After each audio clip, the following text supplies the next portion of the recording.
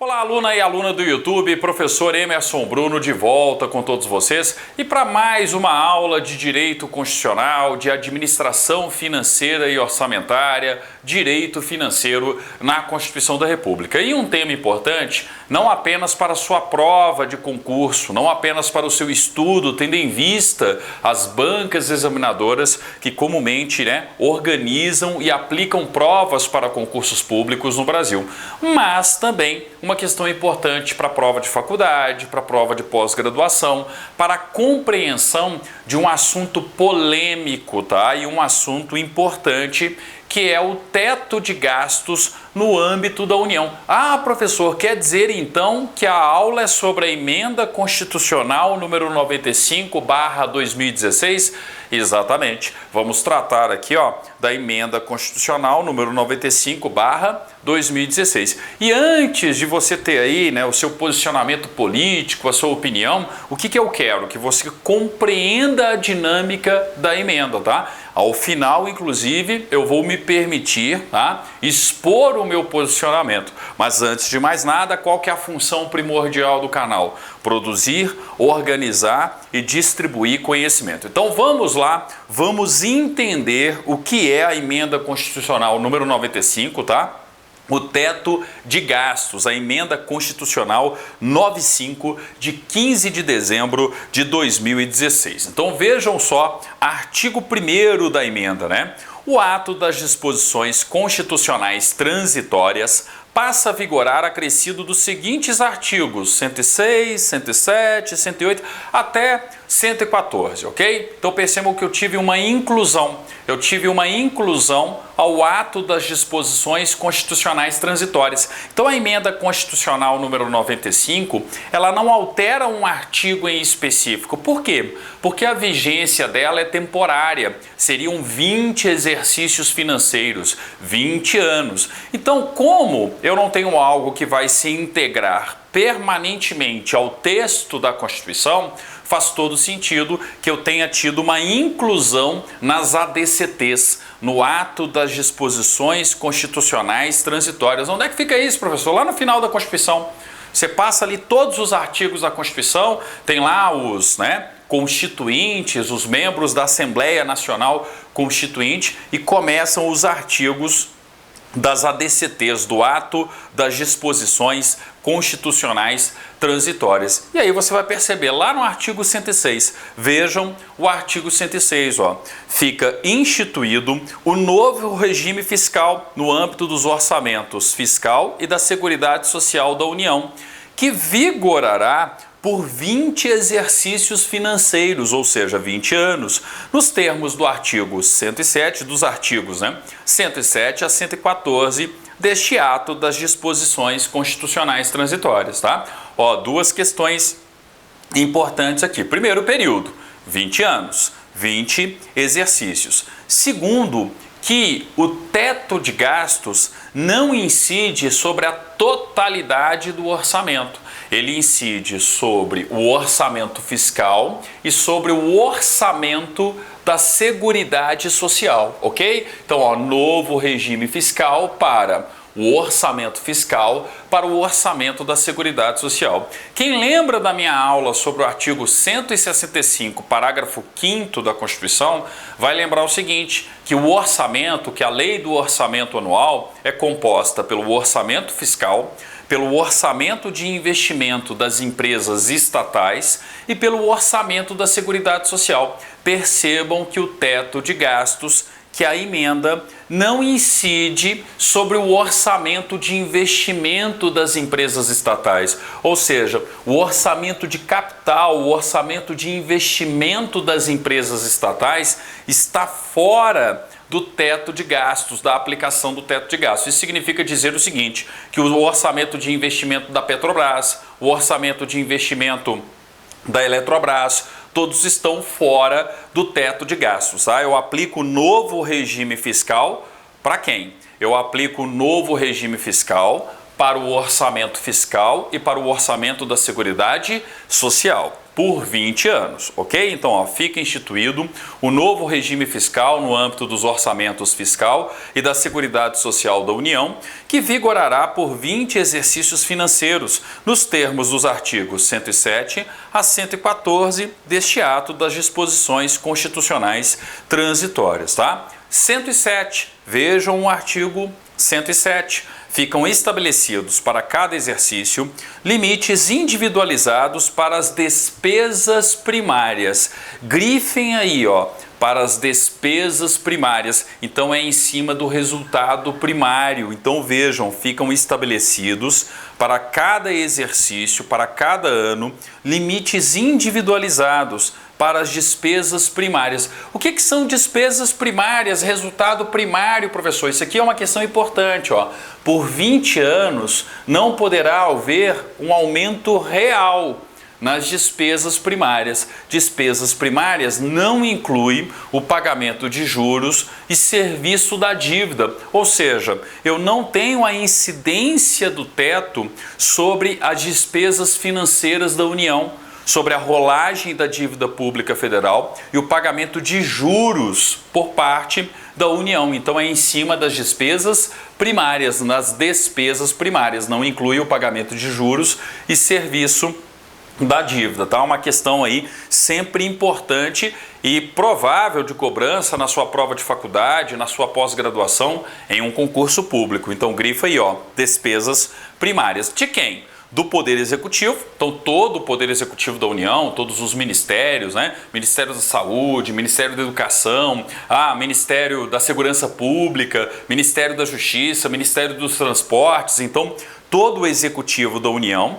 2. Do Supremo Tribunal Federal, do Superior Tribunal de Justiça, do Conselho Nacional de Justiça, da Justiça do Trabalho, da Justiça Federal, da Justiça Militar da União, da Justiça Eleitoral e da Justiça do Distrito Federal e Territórios no âmbito do Poder Judiciário. Então eu tenho a incidência sobre todo o Poder Judiciário da União, as despesas primárias do Poder Judiciário da União e também do Poder Judiciário do Distrito Federal e Territórios. Afinal de contas, ele é mantido pela União. Quem já estudou a minha aula sobre o artigo 21 da Constituição sabe exatamente o que eu estou dizendo, né? Então pega aí o Poder Judiciário da União e o Poder Judiciário do Distrito Federal e Territórios.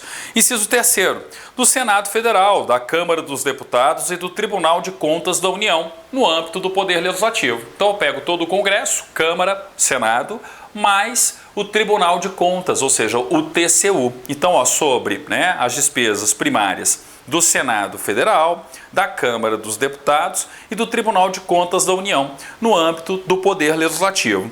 Inciso 4º, do Ministério Público da União, MPU, e do Conselho Nacional do Ministério Público, do CNMP. Então, o Ministério Público também, as despesas primárias do Ministério Público da União e do Conselho Nacional do Ministério Público precisam respeitar aí o teto de gastos, tá? Além disso, inciso 5º, da Defensoria Pública da União, da DPU, Defensoria Pública da União. Professor, não citou a Advocacia Geral da União? Nem poderia. Lembrem-se que o orçamento da AGU vem do Executivo. Lembrem-se que lá no artigo 131, 132 da Constituição, eu não tenho a advocacia pública uma autonomia financeira e orçamentária, tá? É por isso que eu não tenho aqui a menção à Advocacia Geral da União, ok? Então atenção, uma questão aí passível de ser cobrada no seu concurso, na sua prova, na sua faculdade, na sua pós-graduação, as despesas para as despesas primárias. Eu aplico o teto para as despesas primárias do Poder Executivo, do Supremo Tribunal Federal, do Superior Tribunal de Justiça, do Conselho Nacional de Justiça, ou seja, né, do Poder Judiciário da União e do Poder Judiciário do Distrito Federal e Territórios, Poder Legislativo, Senado, Câmara, mais o Tribunal de Contas da União, tá? Ministério Público da União, Conselho Nacional do Ministério Público e Defensoria Pública da União. Outro ponto importante, vejam só, parágrafo 1º. Cada um dos limites a que se refere o caput desse artigo equivalerá: 1. Para o exercício de 2017, à despesa primária paga no exercício 2016, incluídos os restos a pagar, pagos e demais obrigações que afetam o resultado primário, corrigido em 7,2%. Desculpa aqui, gente. Então vejam só, 2017, que foi o ano inicial, o primeiro ano, eu teria as despesas de 2016 acrescidas de 7,2%, que foi a inflação do ano anterior, ok? Então, ó, para 2017, a despesa primária paga no exercício de 2016, incluídos os restos a pagar, pagos e demais operações que afetam o resultado primário, corrigida em 7,2%. Ok, tem a regra aí de 2017, mas 2017 já passou. Um concurso público, uma prova, não vai abordar o marco inicial, tá? O importante é vocês perceberem o seguinte: eu sempre estou pegando a despesa do ano anterior e corrigindo a despesa, aumentando, entre aspas, né, a despesa com a inflação do período, ou seja, você não tem um aumento real, você tem simplesmente um reajuste do orçamento tendo em vista a inflação do ano anterior. É por isso que as provas sobre o assunto, né, o estudo central do assunto está no inciso 2º. O que eu tenho no inciso 2º? Ó, para os exercícios posteriores ao valor do limite referente ao exercício imediatamente anterior, então a despesa do orçamento anterior, corrigido pela variação do Índice Nacional de Preços ao Consumidor Amplo, IPCA, publicado pelo Instituto Brasileiro de Geografia e Estatística, ou de outro índice que vier a substituí-lo, para o período de 12 meses encerrado em junho do exercício anterior, a que se refere à lei orçamentária. Aqui que é o ponto central de uma eventual cobrança sobre o teto de gastos, tá? Então eu pego a despesa do ano anterior e vou verificar a inflação do ano anterior, medida pelo IPCA, que é o índice oficial medido pelo IBGE, ou qualquer outro índice que vier a substituí-lo no período, tá? Então, ó, para os exercícios posteriores ao valor do limite referente ao exercício imediatamente anterior,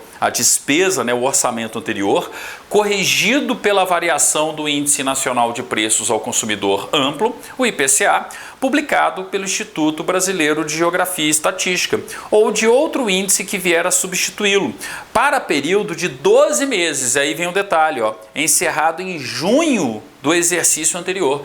Por que junho, professor? Eu não vou pegar a inflação de janeiro a dezembro. Eu tenho que lembrar que a LOA, a Lei do Orçamento Anual, ela é votada pelo Congresso Nacional no segundo semestre. Então eu tenho que ter como referência a inflação até junho de um determinado ano. Então eu vou pegar junho e mais os 11 meses para trás. Então é inflação, né, uma inflação de um período anual, mas não de janeiro a dezembro, até junho do ano, né, anterior, do exercício anterior a que se refere a lei orçamentária. Então, se eu vou tratar, por exemplo, da lei orçamentária de 2019, é a inflação medida até junho de 2018. Junho, mas aí contando, além do mês de junho, 11 meses para trás, entenderam? Então é por isso que eu tenho essa regra, tá? Então, ó, aqui é o cerne da questão. Aqui é justamente onde você precisa compreender como se dá aí, ó, a interpretação da emenda constitucional número 95, tá? Então vamos lá, regra básica, né? Recapitulando um pouquinho o que a gente já viu aqui, ó. Novo regime fiscal, incidente sobre o orçamento fiscal e o orçamento da Seguridade Social. Não abrange o orçamento de investimento, o orçamento de capital das empresas estatais, ok? Tá. Durante 20 anos, não poderá haver aumento real nas despesas primárias, no âmbito do orçamento fiscal e da Seguridade Social, tá? Nas despesas primárias, tá? Para gastos do Poder Executivo da União, do Poder Judiciário da União, tá? Incluído aqui o Poder Judiciário, né, do Distrito Federal e Territórios, do Poder Legislativo da União, do Ministério Público da União, mais o Conselho Nacional do Ministério Público e da Defensoria Pública da União, tá? Então, ó, por 20 anos não poderá haver aumento real nas despesas primárias, sempre lembrando que nas despesas primárias não se inclui, não estão incluídos, né, os pagamentos de juros e serviço da dívida, que são as despesas financeiras da União, a rolagem da dívida pública federal e o pagamento de juros, tá? Então, ó, eu não posso por 20 anos ter aumento real. Por que eu falo aumento real?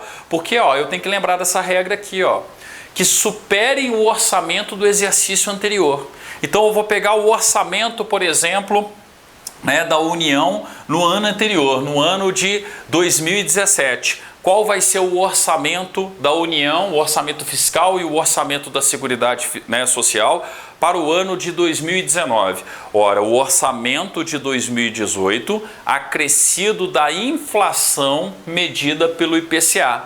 Mas não a inflação, desculpe, né, de janeiro a dezembro, tá? Eu tenho que lembrar que a inflação dos últimos 12 meses, tendo como referência junho do exercício anterior à LOA. Se eu estou falando da LOA de 2019, eu estou falando de junho de 2018, tá? Então, ó, que superem o orçamento do exercício anterior, corrigido pela inflação dos últimos 12 meses, encerrado em junho do exercício anterior à LOA que seja a respectiva referência. Aqui que está a essência, a regra mais importante, tá? Eu não tenho um aumento real. Na verdade, eu tenho o quê? Uma reposição de perdas inflacionárias, ó. Logo, haverá apenas a reposição das perdas inflacionárias, sendo proibido o aumento real de gastos. Então, quanto que vai ser o orçamento da União no âmbito fiscal, no âmbito da Seguridade Social para 2017, tá? Desculpe, para 2019? O mesmo orçamento de 2018 acrescido do IPCA, medido até junho de 2018. Ficou claro? Então percebam que é uma regra de responsabilidade fiscal, onde eu estou instituindo um teto de gastos, tá? Só que, qual é o problema em termos práticos da regra em si, tá? Então olha só, logo, o teto de gastos incide apenas sobre o conjunto de gastos para a oferta de serviços públicos à sociedade. Porque se a gente parar para perceber aqui, ó, eu estou falando de serviços públicos, sejam serviços públicos prestados diretamente na função executiva administrativa da União, seja no Poder Judiciário, no Poder Legislativo, no Ministério Público, né, no âmbito da Defensoria Pública da União também. Então, ó, não entram as despesas de capital, os investimentos de capital das empresas estatais. Eu tenho que lembrar que é em cima do orçamento fiscal e do orçamento da Seguridade Social, ok? Que isso fique bem claro. Só que aí qual que é o detalhe prático? Qual que é o detalhe a ser observado aqui, ó? Se vocês pegarem os dados do orçamento 2017, e sugiro que vocês acessem aí a Secretaria do Tesouro Nacional, esses dados são todos transparentes, públicos, né? Existe uma coisa, graças a Deus, chamada Lei da Transparência, Publicidade, você consegue fazer a pesquisa por si só. Porém, tá? A cada R$100 gastos pela União, qual é a relação que nós temos, tá? E aqui que entra o problema do teto de gastos. A ideia, a lógica, é uma lógica boa, correta do ponto de vista de responsabilidade fiscal. O problema foi como ele foi construído. Na hora que o teto de gastos incide apenas sobre as despesas primárias, ele cria um problema prático. Como eu brinco com os alunos presencialmente, a conta de padeiro, né? Por que é uma conta de padeiro? Pelo seguinte, ó, a cada R$100 gastos pela União, se vocês pegarem os dados orçamentários aí de 2017, tá? É claro que eu dei uma arredondada nos valores aqui, gente, tem uns valorzinhos quebrados, mas enfim, não é o objetivo trazer o dado nos seus centavos, né? A cada R$100 gastos pela União, 52 são despesas financeiras da União, sendo que mais ou menos a relação é a seguinte: o pagamento de juros, R$25, tá, a cada 100, e a rolagem da dívida pública federal, o pagamento dos títulos do Tesouro Nacional, algo em torno ali de 27. Então você tem R$52 no âmbito do serviço financeiro.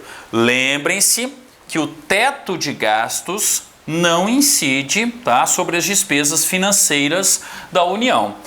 Professor, mas ele incide sobre a despesa com a Previdência Social? Em tese, sim. Por que eu falo em tese, sim? Porque hoje nós gastamos aproximadamente R$ 29,00 de cada 100 com Previdência Social. Só que tem um detalhe, isso é uma despesa obrigatória.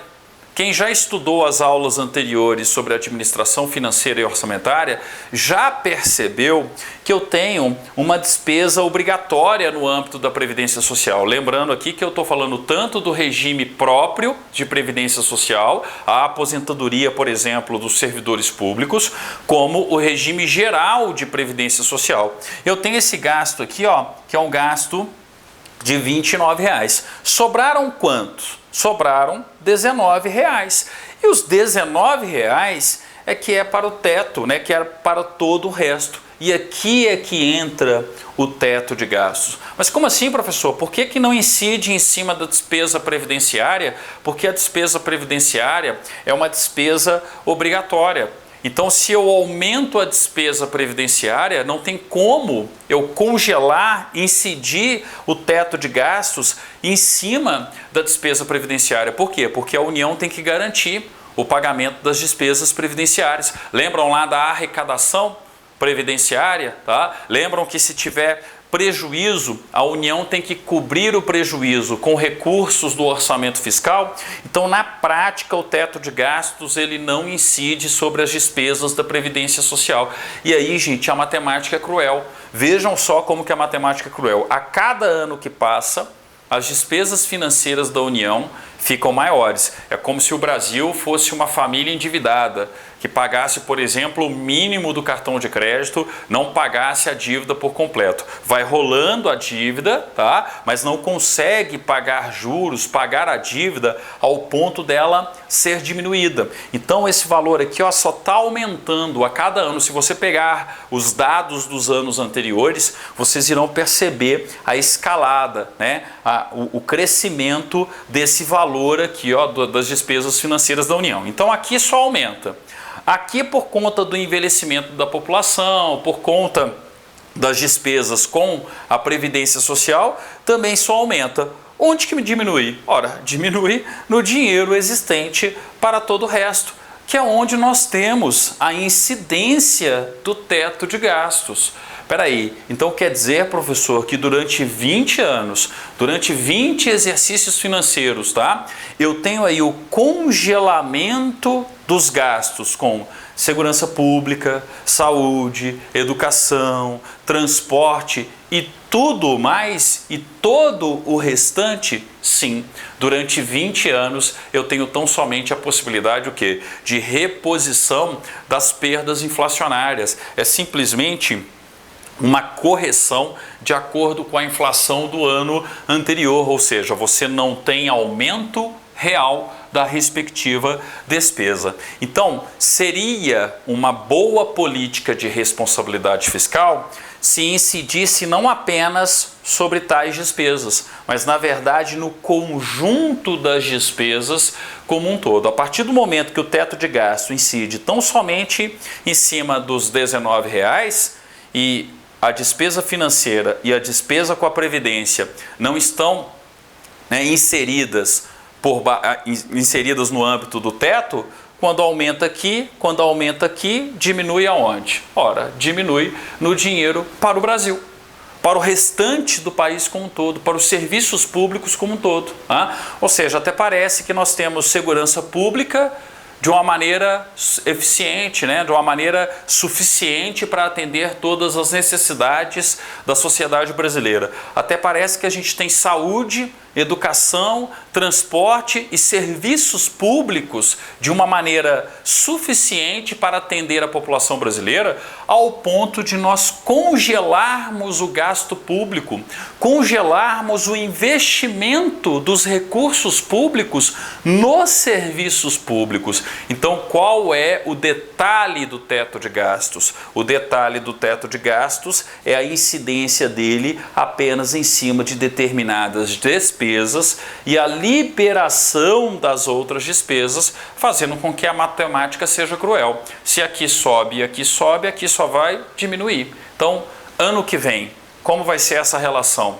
no próximo ano, né? Em 2020, em 2021, em 2022, tá? Lembrando que quando eu tiver 10 exercícios financeiros, isso a emenda realmente diz, eu posso ter uma revisão do teto, ou no sentido de aumentá-lo, né, no sentido de torná-lo mais rígido, ou no sentido de revogá-lo. Então, quando nós chegarmos ali no 10º exercício financeiro, nós temos essa disposição, né, no âmbito da emenda à Constituição, no âmbito dos artigos das ADCTs mencionados aí, tá? Você pode ter uma revisão. E tem gente que fala assim, ah não, professor, mas tem um detalhe, saúde e educação não estão dentro do teto de gastos. Não é que não estão dentro do teto de gastos. O que acontece com as despesas de saúde e educação?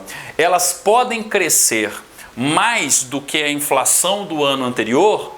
Podem, até porque a Constituição exige da União a aplicação de recursos mínimos da receita corrente líquida com saúde e com educação. Então eu posso ter sim saúde e educação com um aumento superior à inflação. Porém, significa que o dinheiro vai ter que sair de outras áreas. O dinheiro não vai sair das despesas financeiras, o dinheiro não vai sair da Previdência, o dinheiro vai sair o quê? De outras áreas. Então eu tenho o remanejamento de outras despesas para atender despesas com saúde, despesas com educação, tá? Então, exemplo, tira do Museu Nacional. Preciso exemplificar? Então percebam que você tem um constrangimento da despesa pública de tal forma, das despesas da União de tal forma, que você na prática congela os serviços públicos, os gastos com os serviços públicos mais diretos e mais importantes à sociedade no plano, no período de 20 anos, tá? Então, com base nisso, você já deve ter percebido qual é a minha opinião sobre a emenda constitucional número 95. Responsabilidade fiscal é um dos valores mais importantes a serem perseguidos, tá? A ser perseguido, melhor dizendo, por qualquer Estado, por qualquer sociedade. Porém, não se cria uma regra de responsabilidade fiscal congelando os investimentos no serviço público por 20 anos. Afinal de contas, para que existe o Estado? Para que existem os serviços públicos? É para serem um fim em si mesmo? Não. É para a prestação de serviços à população em prol do interesse público. Então eu não posso admitir que o Estado seja um fim em si mesmo, onde a responsabilidade fiscal por si só, onde o congelamento do gasto por si só seja justamente o objetivo final. Não, responsabilidade fiscal, eu já expliquei isso em aulas anteriores, é meio.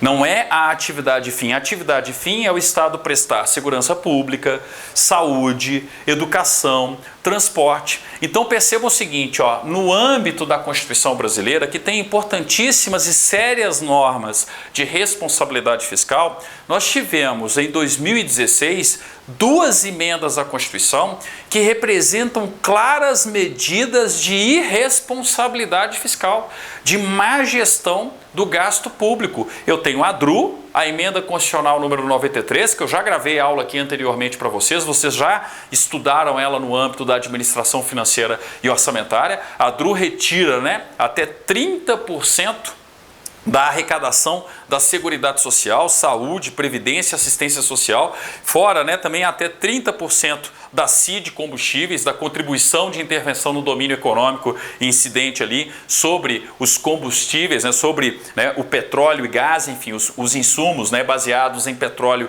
e gás. Então percebam que eu tenho duas emendas à Constituição que, a pretexto de criar uma regra de responsabilidade fiscal, estão bagunçando as contas do país, estão piorando as contas do país e a situação econômica do país como um todo, tá? Então, se você quer ter segurança pública, se você quer ter saúde, educação, transporte de qualidade, se você acha que a prestação de serviços públicos por parte do Estado brasileiro não é suficiente ao ponto de nós congelarmos por 20 anos os gastos, com os serviços públicos e aqueles serviços públicos mais diretos à população, sobretudo o Poder Executivo da União, talvez uma boa medida seria congelar os gastos aqui, no Poder Judiciário da União, no Poder Legislativo da União, no Ministério Público da União, no Conselho Nacional do Ministério Público, deixar de fora a Defensoria Pública da União e o Executivo. Ou seja, eu tenho gastos importantes aqui no Executivo, a Defensoria Pública da União também, importante, mas sobretudo aqui, ou seja, eu precisava de ter uma alteração da emenda. É preciso que o Congresso Nacional vote um novo teto de gastos, trazendo um teto de gastos que seja mais condizente à realidade brasileira, e à necessidade que a sociedade brasileira tem da prestação de bons serviços públicos na área de segurança pública, saúde, educação e transporte. Porque da maneira como está, eu quero ver a gente ampliar os gastos com segurança pública, a gente ampliar os gastos com saúde, com educação, com transporte e tantos outros serviços públicos com cada vez menos recursos, tendo em vista que a despesa aqui só cresce, a despesa aqui só cresce. Então, peraí, essa conta não fecha, essa conta de padeiro não fecha, tá? Professor, tá vendo? Então, como que eu devo me posicionar com relação a essa discussão, tá? Cada um faz o seu respectivo juízo de valor. Eu sou contrário ao teto de gastos e como premissa enquanto cidadão e enquanto eleitor, eu não voto em nenhum candidato que tenha sido a favor da DRU e que tenha sido a favor do teto de gastos, tá? Da mesma forma que eu não voto em nenhum candidato, gente, que tenha tirado o país nessa situação. Mas isso aí, é a minha opinião, cada um tem a sua respectiva opinião. O importante no âmbito da aula é você compreender como foi construída a emenda constitucional número 95 e qual é a sua aplicação, qual é a sua incidência prática, ok? Então, reforço, na minha opinião, enquanto professor, deveríamos ter uma alteração das regras do teto, não permitindo que o teto incida tão somente para aquelas despesas relacionadas aos serviços públicos mais diretos, mais necessários à população. Ou seja, eu preciso ter uma rediscussão por parte do Congresso Nacional do teto de gastos, tá? Mas enfim, cada um tem a sua respectiva opinião. Gostou da respectiva aula, curta a respectiva aula. Não gostou, não curta a respectiva aula. Coloque aí o seu comentário, a sua opinião. O mais importante aqui é vocês compreenderem a regra para uma eventual prova, um eventual concurso. Lembrando o seguinte, estou deixando aí o link da emenda constitucional número 95 na descrição do vídeo. Aí você consegue ter acesso a todos os dispositivos. Não vamos analisar todos os dispositivos, professor? Claro que não. Eu não tenho a cobrança em provas, concursos, da emenda como um todo. O importante é você ter esse raio-x, entender essa lógica da emenda em si, ok? Obrigado, até o nosso próximo encontro então, dando continuidade às nossas aulas sobre administração financeira e orçamentário, direito financeiro na Constituição da República e não só isso, direito constitucional e outros importantes temas aí do seu interesse e do interesse de toda a sociedade. Obrigado e até lá!